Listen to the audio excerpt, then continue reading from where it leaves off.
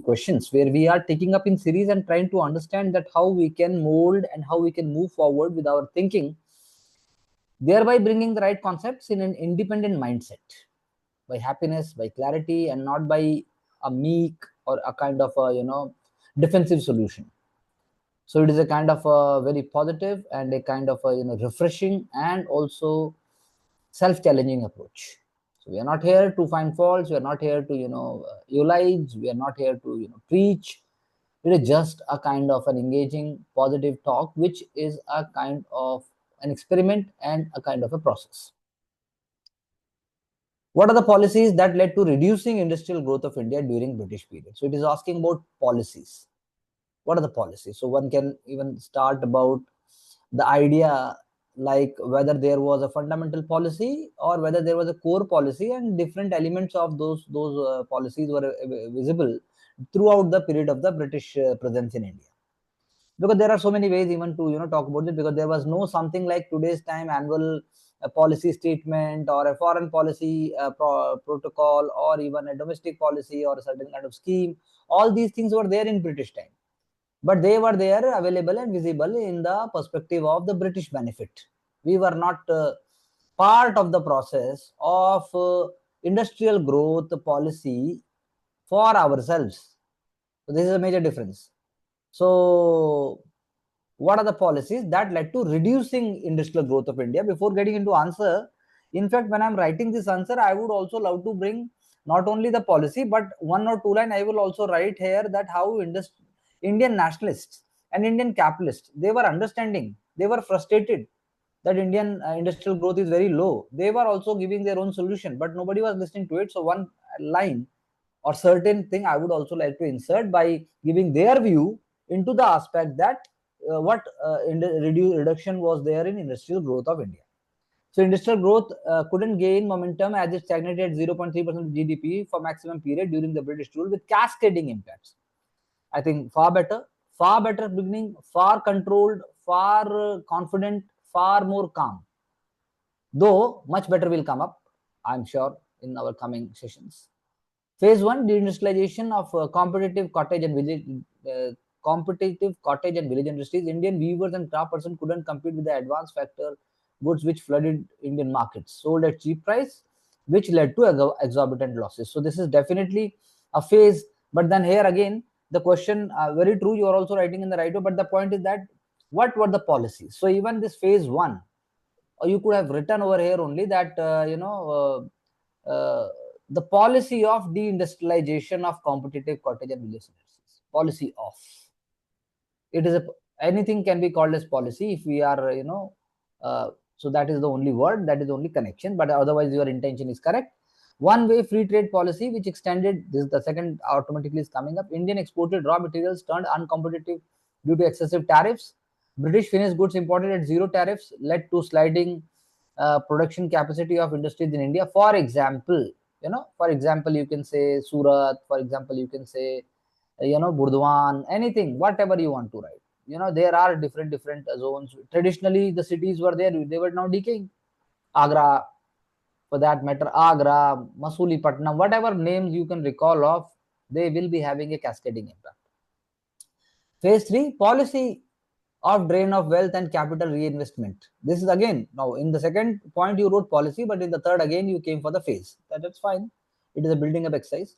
Resource exploitation, cash crops grown unwillingly by farmers and peasants, fertility of arable drug dropped due to monoculture, job losses of industrial workers, overburdened agriculture, high capital output ratio, reduced efficiency of industries, and then industry grew in limited pockets. Bombay, hub of cotton and textile mills, Bengal produced jute, and then you are talking about lack of ease of access to finance and credit ruptured the growth.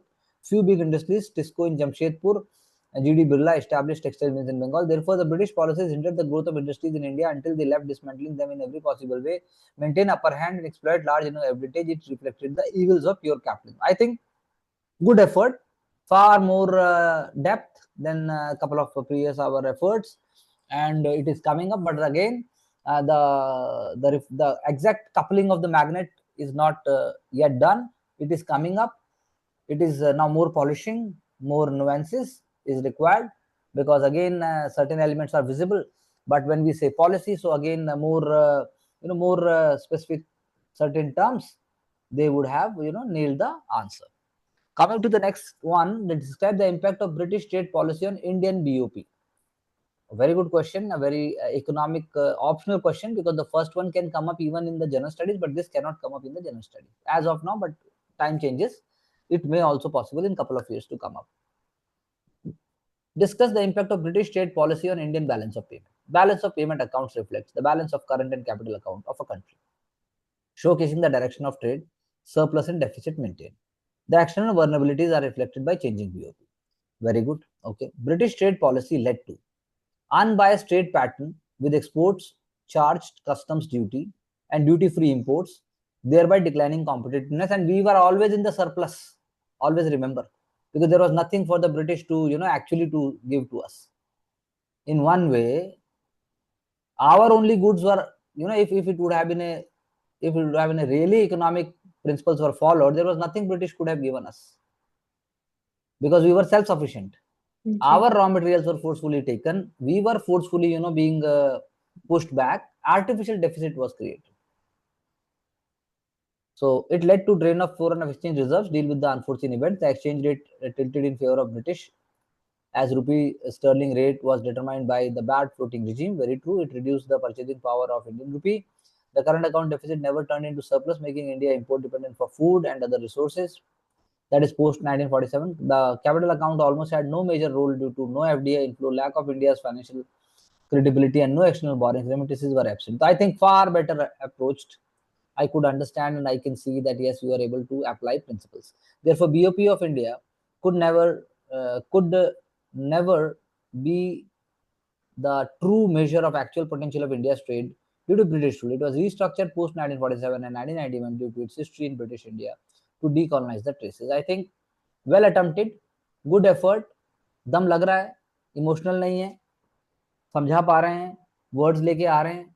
लेकिन जब जैसे BOP वाले में भी था, balance of payment वाले में भी, तो इसमें जैसे आप रेलवेज जो रेलवेज है, which was one of the major huge investment in India, railways हो गया, या इवन बैलेंस ऑफ पेमेंट की जब बात है, जब हम उनकी मिलिट्री एक्सपेंडिचर, हम उनका सारा सरकारी जो खर्चा है, जो भारत में गवर्नर भी है, उस गवर्नर का जो रहना खाना और जो सब कुछ है वो तो हम ही दे रहे हैं. मतलब नाम हमारा है, लेकिन कायदे से कर तो वही रहे हैं. सेक्रेटरी ऑफ स्टेट लंदन में बैठा, उसका पैसा भी हम ही दे रहे हैं, तो वो भी बीओपी सारा पैसा तो हमारा लग रहा है ना, होम चार्जेस. तो यस, तो थोड़ा सा एक लेवल हल्का सा और आएगा, but then it is coming up. We can take solace in that matter. So let's see. Industrial growth was very low during much of the British time. It contributed only 7% to Indian GDP and employed only 2% of population. So we spoke about GDP also, but then we are not talking about what is the percentage of employment or something else. Policy reducing industrial growth. Capital that could potentially fuel growth in India transferred to Britain. We also said it, drain of wealth, siphoned of saving which were not available in. So again, we will also move towards simplicity, but in our own way. It is not necessary that we should copy. Secondly, British trade policy. One-way free trade, high import duty on Indian exports to Britain, same. And British exports to India, nothing special. In fact, I would like you to write a little bit more because time has changed. Inflow of cheap factory made, same thing, exact same words. Move on. Displaced handicraft, same thing. It also made Indian textile and same thing, nothing special. Currency manipulation, yes, it kept Indian rupee overvalued, thus losing. We also said it. We didn't spoke about railways. It is written here. Discriminated freight policy, low freight charges for raw materials, high freight charges for manufacturing. This is a very important point. Yes, this is there. Because if we were supposed to export goods from the interior, तो हमारे capitalist के लिए महंगा हो जाएगा. Raw material भेजना है वो सस्ता होगा, और जब शिप लेके आएगा माल, if it is to be exported to markets, तो वो आसानी से चला जाएगा. तो penetration of British good into hinterland displaced local industries, displaced not displaced होना चाहिए, ठीक है. In other countries railways had acted as front runner of to industrialisation, forerunner to industrialisation, but in India it hinder industrialisation, and definitely Karl Marx ने ऐसा बोला, हमने लिखा भी है. So backward forward linkage is an extra point over here which we missed out. We didn't write about that. Moreover, guaranteed system, I also spoke to you, didn't write it.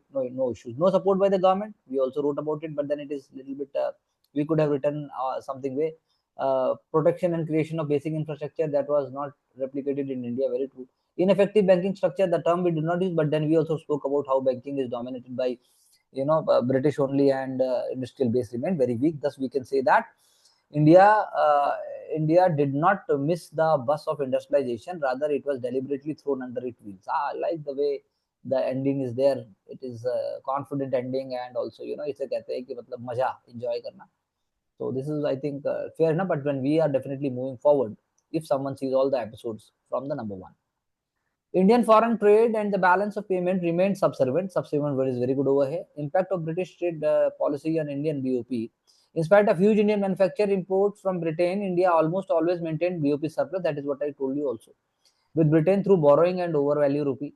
Reasons so that India can honor its payments to Britain. India can afford to import British products. So वो नकली नकली बना रखा है, दिखा रखा है.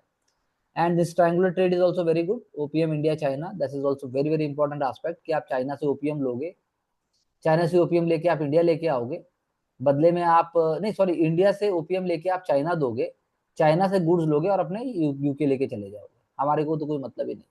Trade surplus with other countries was exploited by Britain for its own benefit. Similarly, currency manipulation to ensure stabilization Indian trade. India to honour its payment obligation, home charges, loan repayment उसके नाम पे था वो कि भाई हम आप पे खर्चा कर रहे हैं तो आपको देना पड़ेगा, चार्ज है वो आपके ऊपर. Thus India adopting gold exchange system and rupee fixed via sterling की उसकी बात जो थी. Thus Indian BOP was exploited for Britain gains and acted as a backwater for British economy. I think this is a very right word and we are also going to work on this. Move forward. So So that, now what you say, I would like to have your word, because in every every critical meeting we are trying to understand where we are moving. जी sir. आज आप क्या कहना चाहोगे? हर बार की तरह मैं same शब्द नहीं सुनना चाहूंगा. आज आप सर मतलब मेरे को समझ में ये है, जो ब्रॉड एरियाज वही हैं, जैसे बैंकिंग, रेलवेज, वही चीजें रिपीट हो रही है सब क्वेश्चन. इकोनॉमिक्स, हाँ बिल्कुल, इकोनॉमिक में क्या लेके आओगे और जेनेटिक इंजीनियरिंग तो आ नहीं सकती. हाँ. देखो, इकोनॉमिक्स इज ऑल अबाउट फायदा नुकसान, जी. फायदा नुकसान, हाँ. बाकी सारे इंस्ट्रूमेंट है. हम्म. तो जब आपने वो फेज बनाए, फेज बढ़िया बनाए, हाँ लेकिन जी. वो पॉलिसी पूछ, हम्म. तो policy led to a phase, policy led to a phase, वो भी चल जाता. जी. तो यानी चीज होनी चाहिए जो पूछा गया. तो यानी मैं पहले आंसर को देख के आप क्या कहना चाहते हो, मेरे हिसाब से 50 to 65% सिमिलर है एकदम. हम्म. हाँ जी. कोई फर्क नहीं, पहली बार ऐसा हुआ है, हम्म. एग्जैक्टली पहली बार. हाँ सर. हाँ. बल्कि मुझे वहां पे लगने लगा है कि वो रिपीट कर रही है वो, उसके हम्म. पास कुछ एक्स्ट्रा है नहीं. हाँ यानी जी. जो हम आंसर देते हैं उसमें हमें वो चीज नहीं मिल रही है. जैसे हम शुरू में आपका मिसमैच हो रहा था वो जो उस अप्रोच को हम्म. समझने में, अब वो कम हो गई है. हाँ. Even paper, even in second question also. जी. लेकिन मैंने उसमें और हमें यानी सिंपल सोचना है और हम्म. आपको कॉन्फिडेंटली सोचना हाँ है. भाई जी. ब्रिटिश हमें दिखाता था कि सरप्लस है आपका, तो तभी तो हमें माल दोगे. हम्म. भाई कायदे से डेफिसिट है, वो कायदे से डेफिसिट है, लेकिन दिखाना सरप्लस है उसको, जी. तभी तो हमसे लेगा इतनी सारी चीजें. हाँ. हाँ तभी वो सर. ले रहा है कि भाई आप, भाई आपको रेलवे दे रहे हैं, हम्म. तो रेलवे में खर्चा आ रहा है 10,000 करोड़. तो हाँ. अगर इंडिया से 5,000 करोड़ ले भी लिया उस नाम पे, हम्म. तो क्या बुराई है? वो 10,000 करोड़ आ ही नहीं रहा, वो आ रहा है 1,000 करोड़. हाँ. आपने 1,000 करोड़ 10,000 करोड़ बता दिया. हम्म. उसके बाद आपने रुपये भी अपने हिसाब से किया कि 1 रुपया हिंदुस्तान का कितना, अरे 1 रुपया हिंदुस्तान का स्टर्लिंग के हिसाब से इतना होना चाहिए, बात हम्म. खत्म. वो इतना है, सब कुछ तो आर्टिफिशियली मैनेज्ड है. हाँ जी. बल्कि एक लाइन आपको लिखनी चाहिए थी जो अभी वहां पर भी नहीं है, कि जो इंडिया की इंडस्ट्रियल पॉलिसी थी वो ब्रिटेन में डिस्कस हो रही थी पार्लियामेंट में. हम्म. बात इंडिया की हो रही है 1947 तक, जी. डिस्कस वहां हो रही. यानी हाँ. सेकेंड वर्ल्ड वॉर जब आता है, सेकेंड वर्ल्ड वॉर जब आता है या हम्म. फर्स्ट वर्ल्ड वॉर जब होता है, तब ब्रिटिश फैक्ट्रीज बनाने लगेंगी मशीन गन और आर्मरी. हाँ जी. तो जो डोमेस्टिक गुड्स प्रोड्यूस हो रहे थे हिंदुस्तान में बेचने के लिए भी अब हिंदुस्तान की कंपनियां बनाएंगी. हम्म. तो मजबूरी, वो सब एलिमेंट तो आए नहीं. मतलब मेरे को तो लगता है उन्होंने पढ़ा ही नहीं है, तो मतलब आप लोग मिस कर रहे हो सारा एलिमेंट को. जी. जबकि मॉडर्न इंडिया का पार्ट है एक तरीके से, मॉडर्न इकोनॉमी भी नहीं कहूंगा, लेकिन हम आ रहे हैं. तो अब आप मुझे बस 2 पॉइंट ऐसे बताइए जो आप आगे से मतलब अगले एपिसोड तक हम तैयार होके जो लाने की कोशिश करेंगे, वो बताइए. तो क्वेश्चन की जो डिमांड है, जैसे पॉलिसी वाला था, तो वो डायरेक्ट, मतलब वो बिल्कुल डायरेक्ट दिखना चाहिए आंसर में. सो एक वो चीज मैं करूंगी. और सर वो कि आंसर को मैं लाइट कैसे और थोड़ा बनाऊं. आप पूछ रहे हैं कि आप बना रहे हैं कि हम नहीं अलग से नहीं, मैं बात बता करेंगे? रही हूँ सर कि उसको और मैं लाइट करती जाऊंगी, थोड़ा लेस ऑफ बिल्कुल sure. वर्ड्स यूज करके। नहीं, लेस ऑफ वर्ड्स तो नहीं, अप्रोप्रिएट वर्ड्स यूज करके। हाँ अप्रोप्रिएट भी, हाँ वही कीवर्ड्स, और कैसे उसको सब डिवाइड करके और थोड़ा लाइट लगे। Wonderful. So thank you very much, all of you, and we will see and discuss in the next episode developments, ideas, learnings, and also such pedagogy which is universal, not only for this subject but for all subjects, and that is what we can learn. That is all we can learn, and that's our duty to keep on learning and keep on moving forward. Thank you very much.